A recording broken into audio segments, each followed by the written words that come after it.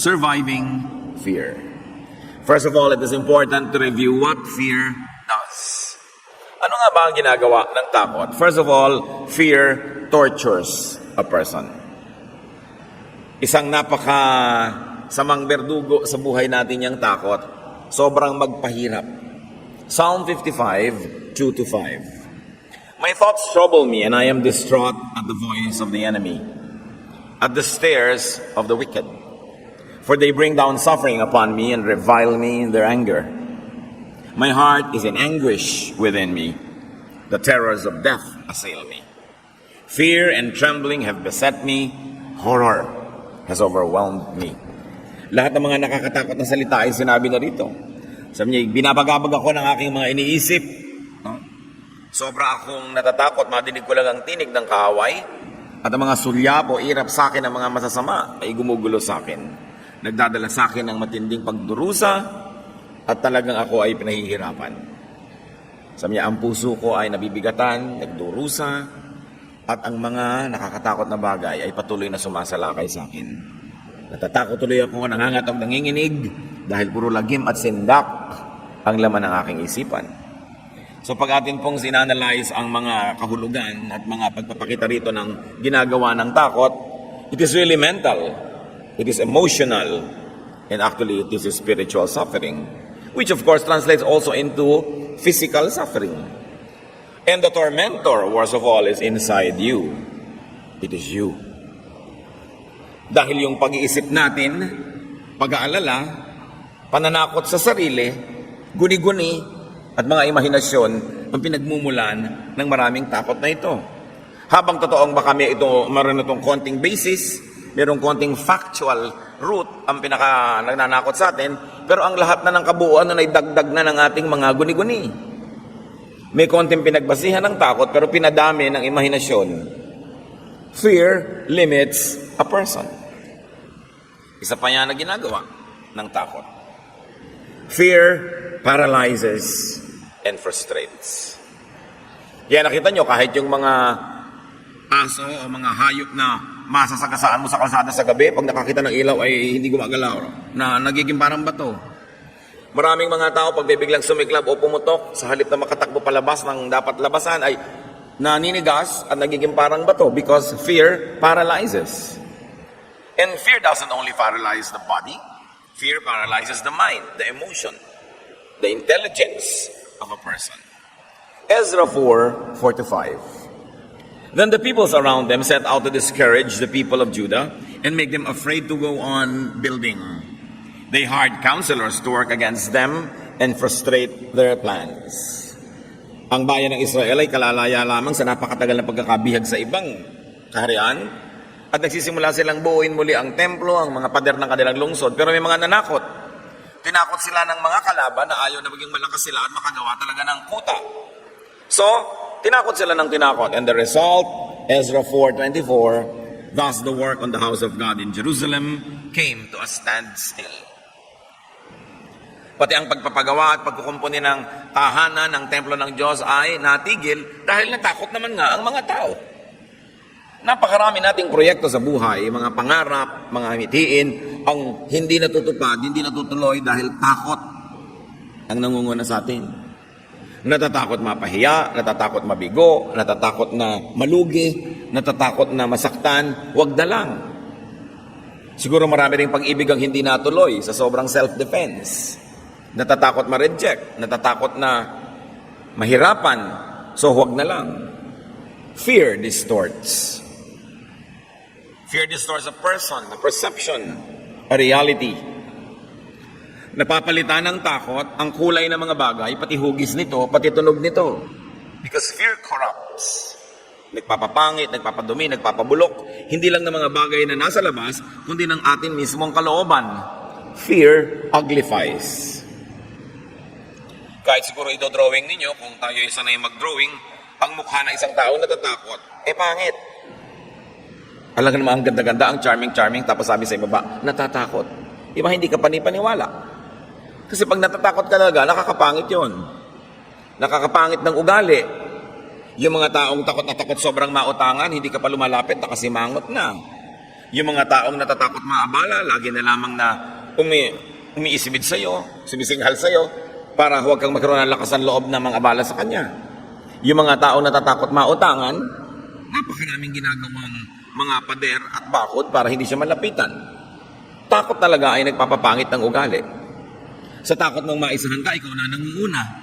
Sa takot mong malamangan ka, ikaw namang lalamang. 1 Samuel 28, 5-8. When Saul saw the Philistine army, he was afraid. Terror filled his heart. He inquired of the Lord, but the Lord did not answer him by dreams or Urim or prophets. Saul then said to his attendants, "Find me a woman who is a medium, so I may go and inquire of her." "There's one in Endor," they said. So Saul disguised himself, putting on other clothes, and at night he and 2 other men went to the woman. "Consult a spirit for me," he said, "and bring up for me the one I name."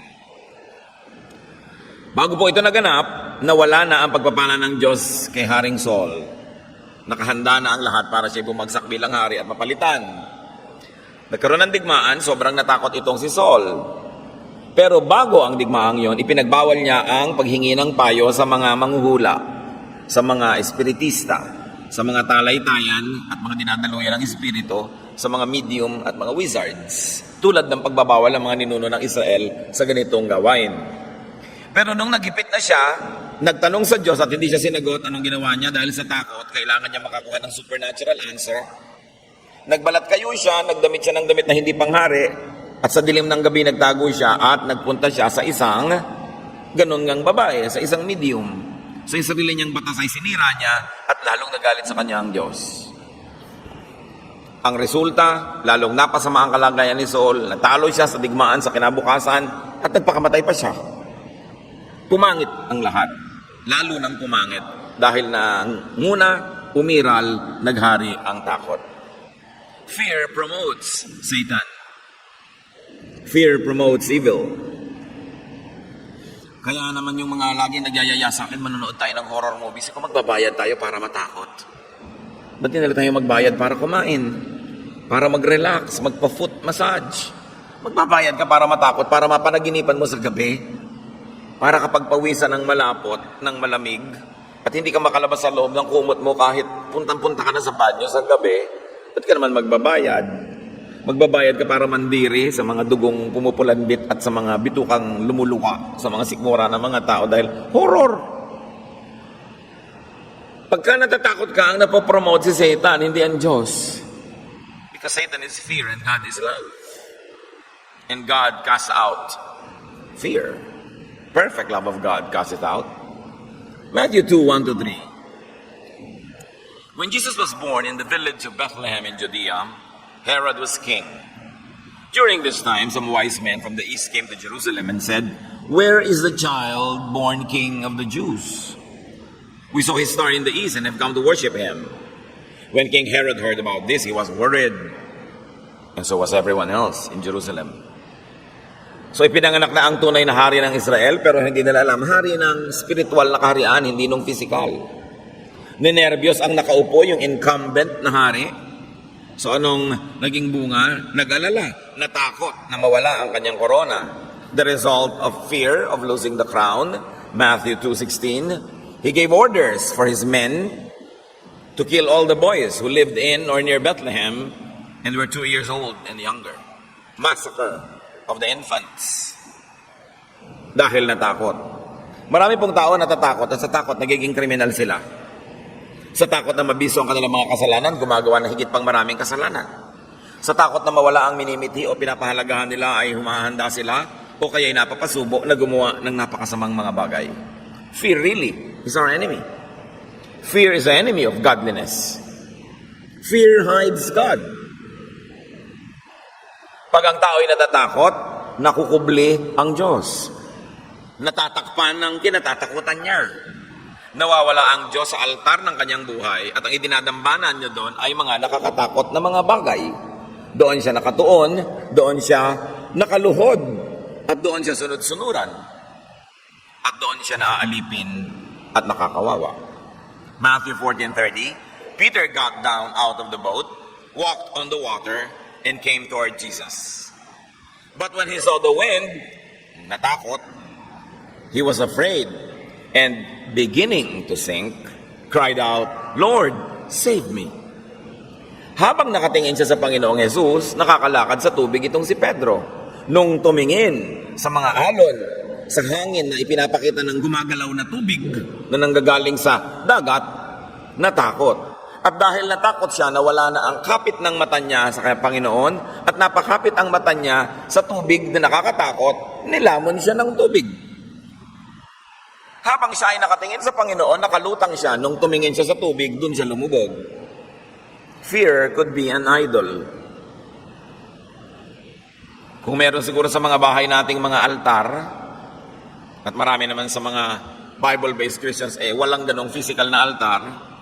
Pero syempre, meron pa ring spiritual altar. Ano kaya nakadamba na doon? Pag natatakot ka, yan ang nakalagay doon. Pag takot kang mamatay, si kamatayan yung nasa altar mo. Pag takot kang maghirap, yung image ng kahirapan ang nasa altar mo. Pag takot ka magkasakit, mga sakit ang nando sa dambana, na tuwing makikita mo yun, napapaluhod ka ng lulumod, sumasampa ka doon at nakakawawa ka noon dahil doon ka nagsasubmit. Kaya dapat tinatanggal yan at inilalagay sa altar ng buhay natin ang Diyos. Ang kanyang salita, ang kanyang mga pangako. At yung napakadami na niyang nagawa sa atin na pagpapatunay na siya'y mabuti, mabait na Diyos, dapat yan ang laging ginugunita, inaalala, minememorya, kinukwento, pinag-uusapan, at ipinagpapasalamat. Napakaraming pagpapahirap na ginagawa sa atin ng takot. Yung mga sa gabi ay hindi makalabas ng kwarto dahil natatakot. Yung mga hindi makagawa ng gustong gawin dahil natatakot. Gustong-gustong mag-tour, natatakot sumakay ng eroplano. Gustong-gustong mamasyal sa mga iba't ibang mga pulo, natatakot mamangka. Sa bagay, sa maraming bangka sa Pilipinas, nakakatakot naman talaga. Dahil kulang sa mga safety gadgets at sa mga gamit. Hindi yun ang fear na pinag-uusapan natin, yung fear na may basihan, dapat kang matakot. 50 kayo sa isang maliit na bangka na walang katig. Hindi spiritual yan, mental yan, utak lang ang gagamitin mo, hindi ka talaga dapat sumakay. Ang pinag-uusapan natin mga takot, yung may konting-konti lang basihan at karamihan na imahinasyon. Natatakot na pagtaksilan ng asawa, wala namang basihan, lagi na lang tuloy galit na galit, nervyos na nervyos, pumapangit, nasisira ang ugali, hindi na maganda ang samahan nila mag-asawa dahil lang doon sa takot niya at kung wala namang basihan. Now what must we realize about fear? Makinig kayo mabuti mga kapatid. Fear is mostly only in the mind. In your mind. 99% ng mga takot, guni-guni mo lang. Iniisip mo lang kasi. Katulad ng mga taong natatakot, baka daw matunaw na lahat ang mga yelo sa North at South Pole. Ano kaya mangyayari? Kaya, bakit kami dalang salbabida? Naku, baka matunaw na ang North Pole. Mga taong natatakot na magbanggaan ng mga planeta at madurog ang daigdig. Ano naman ang magagawa mo kung nagbanggaan nga? Di magkapira-piraso ka. Mapipigil mo ba yun? So ikaw na natatakot, nahihirapan ng loob, yung hindi natatakot, nag-e-enjoy sa buhay. Pero pareho lang naman kayo nasa planetang ito. Yung mga sobrang natatakot malugi, hindi na mamumuhunan kahit kailan. Yung natatakot matalo, hindi na yan makikipag-contest kahit kailan. Yung natatakot masaktan, hindi na magtitiwala. So, nabuhay nga kayo. But what quality of life do you have? So very nice, so very safe, but not very enjoyable. Dahil nabubuhay sa takot. At tatandaan nyo, it is mostly in your mind. Except for those that are really very valid. Yung mga valid, ha? Matutulog ka sa isang hotel, walang fire escape, ang kipot-kipot ng mga pasilyo, ang kapal-kapal ng carpet, ang daming hagdan mong daraanan bago ka makalabas, dapat ka talagang matakot na baka magkasunog. May basis naman Pero hindi yun ang mga takot na pinag-uusapan natin. Yung wala namang basis, okay, konti-konti ng basis, pero inalipin ka na. So fear is personal. It is based on personal experience. Tulad ng mga phobia. O bakit ako natakot ka nang sumakay ng elevator? Kasi minsan, 2 o 3 beses ka nang na-trap. Pero ilang libong beses ka nang sumakay sa elevator na hindi ka naman na-trap. At ang tinatandaan mo lang yung konti na na-trap ka, kaka-phobia ka tuloy. O nakondisyon ka ng mga nanay mo na matakot sa ipis. Bakit maraming mga tao ginagapangan ng ipis habang tulog na nanaginip pa in color? Ikaw naman, makakita lang ng dumadaang ipis, papaakyat ka na sa silya. So, lugi ka. Yung mga elevator na kinakatakutan, tanungin mo, bakit ang elevator girls? Pinagkakakitaan pa nila yung pamamalagi dyan. Nakaguantes pa, up, di ba? Down. Siguro kahit nananaginip sila, up, down. Hindi sila natatakot. Ba't ikaw natatakot? Di lugi ka. Yung natatakot ka sumakay sa aeroplano, sa palagay nyo ba yung mga piloto, palili pa rin yun kung delikado? Di ba alam nila yun? Pinag-aaralan nila. Mine-maintain nga yan Ba't ako natakot ka? At saka, gano'n ang kilala mo sa buhay? Karami. Sino kaya sa inyo natatakot lumipad sa aeroplano? May your hands? Sige nga, aminin. O, sino pa? Huwag nyo ikahiya dahil talagang kung yun O, marami. Gano'n na karami sa totoong buhay nyo ang kilala nyong namatay dahil nag-plane crash? Meron na ba? Malamang wala. O baka isa. Gano'n na karami ang alam nyong namatay dahil sa Eltor, sa TB, o dahil nasagasaan ng tricycle, o binangungot, o nakalulo ng boteng basag.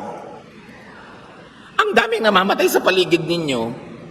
Bakit hindi kayo natatakot sumakay sa tricycle? Ang daming namamatay dyan. Pero aeroplano, kasi nadadramatize lagi sa news pag yan ang bumagsak. Diba? So nakalagay sa utak nyo yun. Next time natatakot kayo, huwag nyo kayong matakot. Dahil ang dami-daming lumilipad, wala pa sa 1% yung namatay dahil doon. Marami pa nga namamatay sa higaan nila Higit lalong maraming namamatay sa ospital kaysa sa aeroplano. Di, huwag kayo pumasok sa ospital. Di ba? It's in your mind. Yung iba, dahil lang nakabalita ng mga tsunami, ayaw na magpunta sa beach. Sa banyo mo nga, namamatay ka kahit walang tubig, nababagok. Di ba? Maraming kinakatakutan. Anything you fear that most others don't should not be feared. It is based on a personal conditioning. Na-condition ka lang. Like fear of snakes. Takot na takot tayo sa snakes. May kilala na ba kayo na natuklaw at namatay talaga? Diba? Dahil dyan, bakit naman yung mga taong hanap buhay ang manghunting ng mga ahas? Hawak-hawak nila yung mga ahas, tinuturo ang sumayaw. Tinuturo ang, ginaganyan-ganyan yung mga ahas.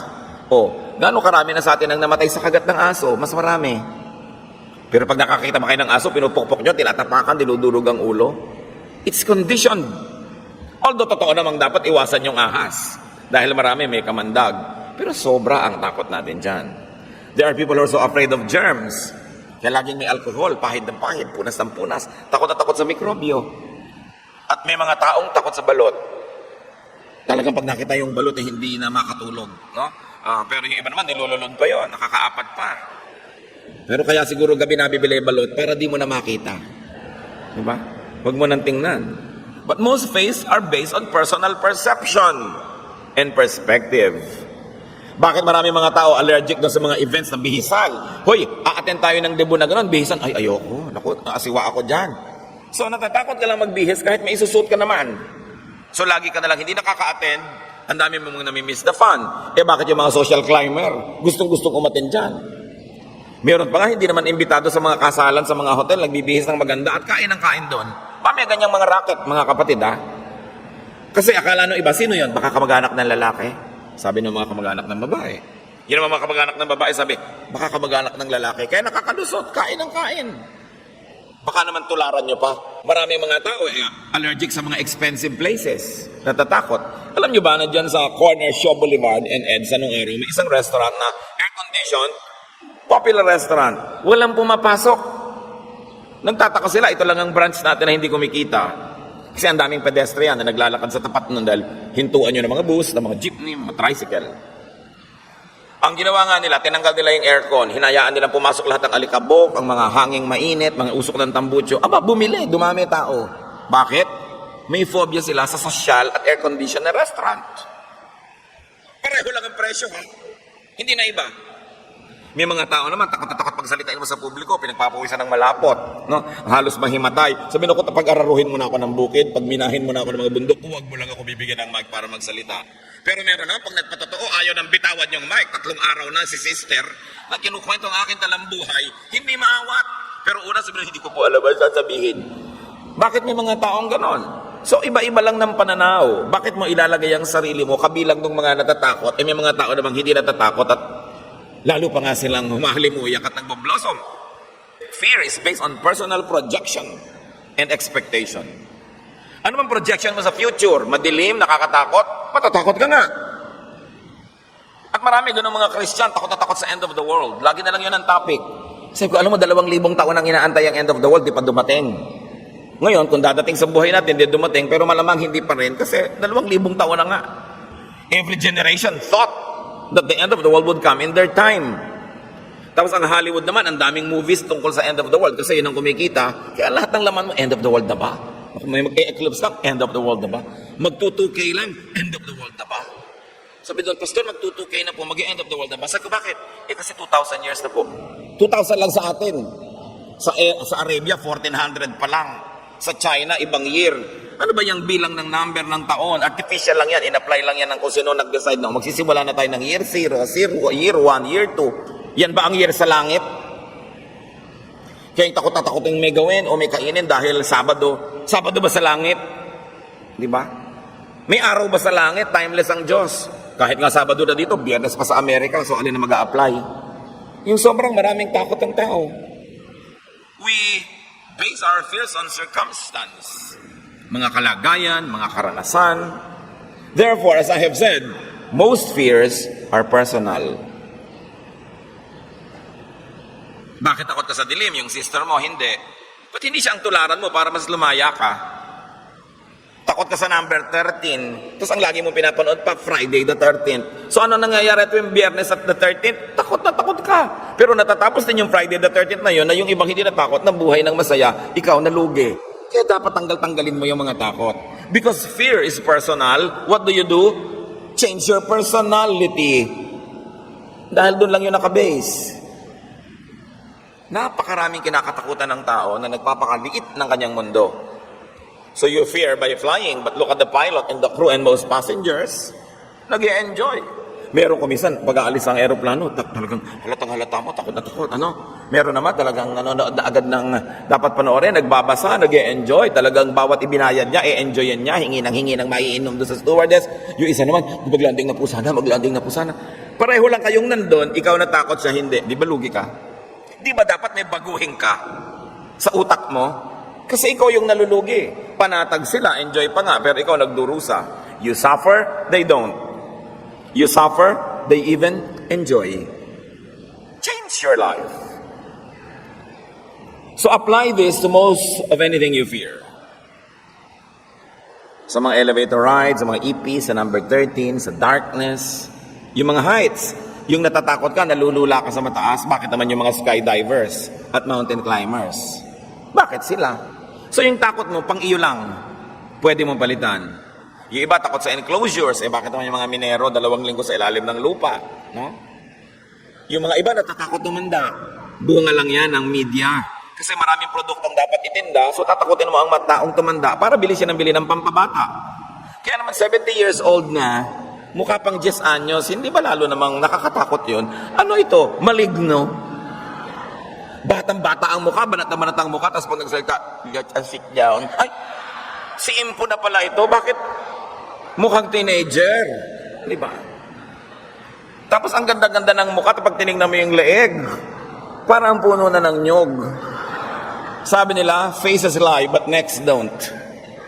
So lagi ka ngayong naka-turtleneck kahit mainit. Lagi kang nakabandana. Ba't hindi mo ipakita yung leg mo? Sabi mo, yan ang badge of my courage. Diba? Kasama pa ako sa lumipol sa mga Kastila noong 1571. Baka magkamonumento ka pa. Pero yung talaga ang bata-bata na mukha tapos, would you give me some drink? Impo, bakit po kayo ganyan? Anong masamang espiritu ang pumasok sa inyo? Yung iba takot na takot maging mahirap. Majority na tao sa planeta ang hihirap. Bakit naman buhay pa rin? Diba? Yung iba takot mamatay. Ba't ka matatakot mamatay? Mangyayari naman talaga yon. Ang atupagin mo habang buhay ka, mabuhay ka. At pag namatay ka, di mamatay ka. Pero yung buhay ka pa, pinapatay mo na yung sarili mo sa takot, lugi ka niyan. Change your personality kung marami kang drama. Ba't pinag-uusapan yan? Sabi ni Lord, I came that you might have life and have it abundantly. Hindi naman bagay, lalo sa mga Kristiyano, yung maraming takot. Para ka namang walang Diyos. Salita mo lang yan, na-memorize mo lang yung scripture, pero sa buhay mo talaga, takot ka na takot. Baka hindi totoo yan. Kailangan mag-review ka. Now, what to do with fear? Face fear. Wala kang mababago at mapagwawagian ang hindi mo muna haharapin. Kailangan harapin mo yan. Kahit taong nang aapi sa'yo, harapin mo. Tama na. Ayoko nang paapi sa'yo. This is the last time. Diba? Pag ginanon mo, di ba tatapos? Pero lagi kang umiiwas, maapi ka lang ng maapi. Face fear. Exodus 14:13, nung natatakot ang mga Israelites sa Egyptians, Moses answered the people, "Do not be afraid. Stand firm and you will see the deliverance of the Lord will bring you today. The Egyptians you see today, you will never see again." Harapin mo. Subukan nyo to, natatakot kayong pumasok sa kwartong madilim dahil doon naghingalo ang mga lola nyo. Pumasok kayo doon. Pumasok kayo with the Spirit of the Lord and the Spirit of strength. Mapapatunayan yung wala naman ng laman. At kung meron, paalisin nyo. Diba? In the name of the Lord, nandito na ako, huwag kayo dito. Pero iniiwasan mo lagi yung kwarto na yon, kahit wala ka doon, naiisip mo yun. Kailangan mong harapin. Non-fear, confidence is based on faith in God and knowledge of God. Yung natatakot magsalita sa publiko, subukan nyo na, gawin nyo. Harapin nyo, gawin nyo siya para mapagtagumpayan. Yung mga natatakot na malugi, mamuhunan kayo. Aanin nyo naman yung pera nyo na hindi dapat kumikilos, bali wala rin yun. Mabuti pag nalugi na nga, may natutunan naman kayo, kesa nandun lang, wala naman nangyayari. Analyze fear and see if it comes only from what we have discussed. Personal experience, conditioning, perception, perspective, projection and expectation, or just circumstance. And change your mind. Kailangan i-deprogram nyo yan sa inyong isip at i-reprogram. Minsan na kayong nakakita halimbawa ng isang masaklap na nangyari, kailangan, sabihin nyo, minsan lang yun. Maraming nangyayari din ganun, hindi naman ganun na naging ending. Kailangan reprogram ang isip. Hebrews 13:6, so we say with confidence, the Lord is my helper. I will not be afraid. What can man do to me? At kung walang pwedeng gawin sa inyo ang taong buhay, lalong walang pwedeng gawin sa inyo ang taong patay. Gaano karami sa inyo mga kapatid ang takot pa rin hanggang ngayon sa patay? Sa tinatawag na multo. Kung meron man yan, hindi niya kayo kayang galawin kasi ibang dimension nila, hindi sila nasa physical world. Kayo nasa physical world, bagamat may spiritual world kayong kinabibilangan din kasi meron tayong espiritu, meron tayong katawan. Pero kung meron naman mga espiritu, nasa spiritual world lang sila. So doon lang sila sa spiritual part mo makakapanggulo. Kailangan yun ang spiritual part mo, isuko mo ng isuko sa Diyos para mawala ng space yung kinakatakutan mo. Meron pa mga natatakot tumingin sa patay. Ang gawin mo, pag pumunta ka sa patay, tingnan mo. Para ka makalaya dyan. Pag hindi mo hinarap, hindi ka makakalaya eh. Makikita mo naman na napakarami naman taong tumitingin sa patay, lalo yung mga embalsamador. O bakit buhay pa? Di ba? Ba't ikaw yung matatakot? Yung ibang nga nagme-makeup pa ng mga patay. Pag, ay maganda pala ito, masubok sa akin. Oh. Eh bakit ka natatakot sila? Hindi. Anong meron silang wala ka? Para ka maging alipin. The Lord is my shepherd. I shall not be in want. No? Sabi niya, even though I walk through the valley of the shadow of death, I will fear no evil. Ba't hindi naman natin i-apply sa buhay natin yan? Measure fear. At bakit natin susukatin? Measure God. 1 John 4:4, the one who is in you is greater than the one who is in the world. Ang Diyos na nasa sa iyong puso, nasa kalooban mo, higit lalong malaki, dakila, makapangyarihan kaysa doon sa Diyos-Diyosan na nasa labas lang, na nananakot. Sukatin ninyo ang best and worst. Halimbawa, tungkol sa paglipad, what is the best thing that can happen pag lumipad ka? Na makarating ka sa kamag-anak mo, na makapag-tour ka, makapasyal ka, makapagtrabaho ka kung saan mo gusto magtrabaho. What is the worst? Na lumaglagi at mamatay ka. O di ba nga, kahit sa kama mo, pwede ka rin namang mamatay. Mas maraming nga namamatay sa kama kaysa sa aeroplano. What is the highest and the lowest points na pwede mong marating pag ginawa mo isang bagay? What is the biggest and the smallest size? What is your worst loss? Ano ba, ayaw mong mamuhunan? What is your worst loss? Nawala yung pera mo. What is your best gain? Na nadoble mo yon o na-triple mo pa. Sukatin mo yan. At makikita mo kapatid, yung mga takot, talo. Now, hindi yung takot na may basis ha, kasi may feasibility study ka, hindi mo dapat gawin yung business, di wag. Pero yung takot na ini-imagine mo lang, defamiliarize fear. Yun yung sinasabi natin. Natatakot ka halimbawa sa itsura ng bangkay, lagi mong tingnan, madede-familiarize in the reverse. Kasi katitingin mo, namanhit ka na. Nalaman mong wala naman nangyari. Kung gusto mo, haplosin mo pa yung kutis kung papayagan ka na kamag-anak. Change its angle. Yung pa mga iba, nagpunta sa patay, naku, baka dalawin tayo. Sino ka naman na VIP para dalawin nung namatay? Kaano-ano ka naman niya? Ang dami-daming dapat dalawin, hindi pinupuntahan. Ikaw pa. Para naman yata ang laki ng ego mo. Diba? Ba't ka naman pupuntahan nung namatay? Kaano-ano mo siya? Ba't ka natatakot? Pagsasayang ka ng panahon? Imagination mo lang yan. 2 Timothy 1:7, God's Spirit doesn't make cowards out of us. The Spirit gives us power and self-control. Yun ang ibinibigay sa atin. Nakokontrol mo sarili mong nervyusin, lumalakas ang iyong loob.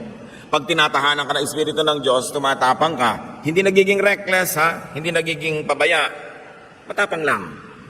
Hindi tuwag. Look at fear from the point of view of heaven. Look at fear from the point of view of God, who is God over all. 1 Corinthians 10:26, the earth is the Lord's and everything in it. So nakikita nyo yon? Sa Kanya ang lahat. 1 John 3:20, God is greater than our hearts and He knows everything. So God is greater than our fears. Natatakot ka lang kasi tinatanggal mo ang tingin mo sa Diyos. Yun lang yun. So ibalik ang tanaw sa Diyos.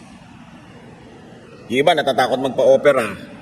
Sa bagay, medyo nakakatakot naman talaga. Makakatulog ka, wala kang kontrol sa buhay mo, hindi mo alam kung ano nangyayari, naka-respirator ka, hindi mo alam kung babangon ka pa o hindi. Di ba? Pero, gano'n naman karaming tao ang hindi nag-survive ng operation compared to those who survive. So look at the statistics. Ang konti-konti nung hindi, mas higit na marami yung talagang nagigising ulit, lumalakas ulit, nabubuhay na naman. So yun ang pagtuunan mo ng pansin kaysa yung kaisa-isang kwento na nag-fail. Lalo na mga mahirap, kung hindi ka magpapa-opera, kailangan talaga. Kaya kailangan, huwag mong takutin ang iyong sarili. Ngayon, talaga para matapos na ang fear mo or not, submit to it or conquer it.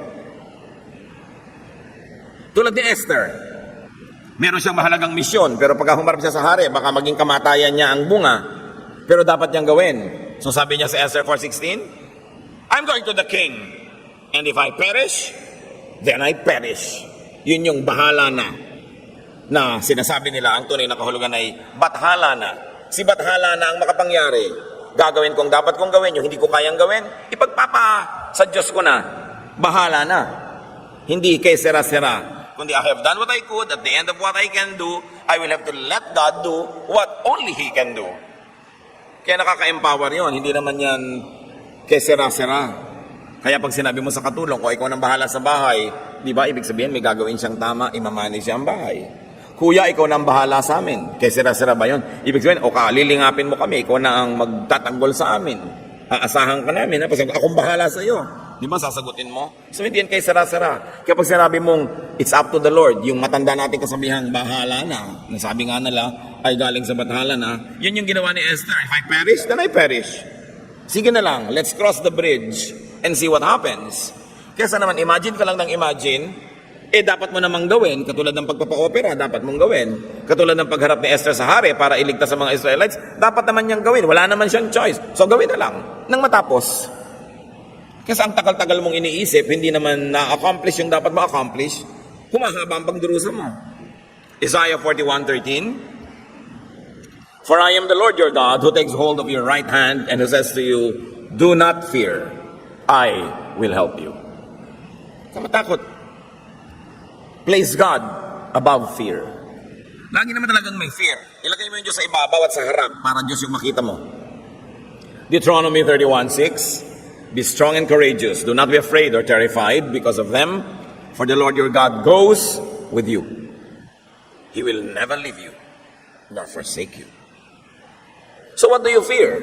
Weakness, poverty, sickness, harm, pain, loss, death? God is God over all of this. At ang Diyos ay sapat. Who do you fear? People? Things? The dead? Hebrews 13:6, the Lord is my helper. What can man do to me? Anong pwedeng gawin sa akin na hindi pwedeng pigilin ng Diyos kung ayaw niya? Pag ayaw ng Diyos, hindi pwede. Pag pinayagan niya, hindi mo rin naman mapipigil. So frame your fear. Limit it. Deconstruct it. Alisin mo yung power niya over you. Remember, ang pinag-uusapan nating fear, yung baseless, ha? Hindi naman yung may basis. Put God and Jesus in the equation. Nakakatakot naman, magpo-opera ako, pero dapat talagang tanggalin itong kulani. Di ba? Dapat talagang tanggalin itong tumor. Put God in the equation. So, I will sleep, but God is awake. I will undergo a process, but God is there in the operating room. And I will trust God. And I will do whatever I can, humanly speaking, to choose the best doctor, the best hospital, and the best approach. So you do your homework. Pag nagawa mo na lahat, yun yung bahala na. Psalm 23 verse 4, even though I walk through the valley of the shadow of death, I will fear no evil, for you are with me. Your rod and your staff, they comfort me. Kayo na maaaring sa mga darating na panahon will undergo operation. You know, kasi pagka nagsubmit ka sa pampatulog, parang sinabit mo lahat. Yung mga tao find it hard na papatulugin ako, then I have no control over myself, over what will happen. I will have no participation in my being revived if there's no need. Pero sabi niya, even though I walk through the valley of the shadow of the operating room, I will fear no disaster because God is with me. Depende sa ospital. Okay. Depende sa doktor. So, titingnan niyo yung track record. Di ba? Sabi niya, your rod and your staff, they comfort me. Basta do your homework. Eliminate all reasons and reasonable points why you should fear. And then when you have done that, do not fear. Only believe. Be free to enjoy life. To give the most to life and to get the most out of life. Pag lagi kayong takot, you cannot give your best. And you cannot get the best from the universe. Pag lagi kayong takot, hindi kayo mapapahinga. Kahit kayo nakahiga, gising ang diwa nyo. Pag lumilipad kayo, gusto nyo na mag-landing. Pag nandun naman kayo sa land, makakaimbento kayo ng ibang kakatakutan. John 14:27, the Lord speaks. Peace I live with you. My peace I give you. I do not give to you as the world gives. Do not let your hearts be troubled and do not be afraid. Ang pinakamadalas na turo ng Panginoon, do not fear. Yan ang pinakamadalas yung banggitin. Now, how to be free from learned, acquired, and invented fear? Change your mind. Sabihin nyo nga malakas, change your mind. Pinaulit ko yan sa inyo dahil dapat yan ang ulit-ulitin nyo. Natatakot ka, change your mind. Change channels. Di ba? Nag-remote ka ng TV, pangit yung nakita mo, ayaw mo, change. Pag natatakot ka, change channels. Nakakatakot ang iniisip mo, change channels. Change your mind. Because when you change your mind, you change your personality. Eh di ba, fear is personal. Change the person, change the personality, and the fear will go away. Romans 12:2, let God change the way you think. So isipin nyo lahat, yung pinakatakutan nyo, and let God change the way you think. Change your thoughts, and you will change your actions. Change your actions repeatedly, and you will change your habits. Change your habits, and you will change your personality. It begins with a thought, and ends with a thought. Because when you change your personality, the way of thinking will be different. Kaya huwag kayong magtaka na sa buhay na ito, in the same boat, may taong nag-e-enjoy, may taong nagdurusa. In the same situation, may taong masaya, may taong malungkot. Because it's in your mind. Change your mind and get rid of your fears. Why you change your mind when you're always afraid? Because there is so much to do, to see, to touch, to taste. There is so much to experience, there is so much to receive and to give in this life. And fear will prevent you from doing such things. Set yourself free from fears, live your life, get alive. get more from life, and give more to life. Dear God, thank you that we can rely on you. Salamat pwede kaming lumapit sa inyo. Salamat pwede kayong hingan ng pabor, hingan ng pagpapala. Salamat Panginoon dahil kayo ay mabuti. Naunawaan nyo kami at mahal nyo kami. Sa sandaling ito, Panginoon, nais naming makalaya mula sa aming mga kinakatakutan. Nais naming matuto to change our minds and to change the way we think. Mga kapatid, tayo yumuko sa Panginoon at manalangin at habang ang mga tao dinadama ang presensya ng Diyos. Nais ko namang manalangin. Kung sino sa atin ang narito ngayon, marami kayong takot sa buhay, nakaka-paralyze sa inyo, nagbabawas ang kaligayahan nyo, pumipigil sa inyo to achieve, to do great things, to get more from life and to give more to life. We thank you, Lord, for the way that you love us and you want us to be free. We declare freedom in the name of your Son, Jesus. We claim freedom from your word, O God, from your promises. And we make ourselves free so we can serve you more and we can enjoy life more because this is what you want for us. Thank you for freedom from fear. Patuloy tayong manalangin ng tahimik at tayo ay managana sa presensya ng Espiritu ng Diyos.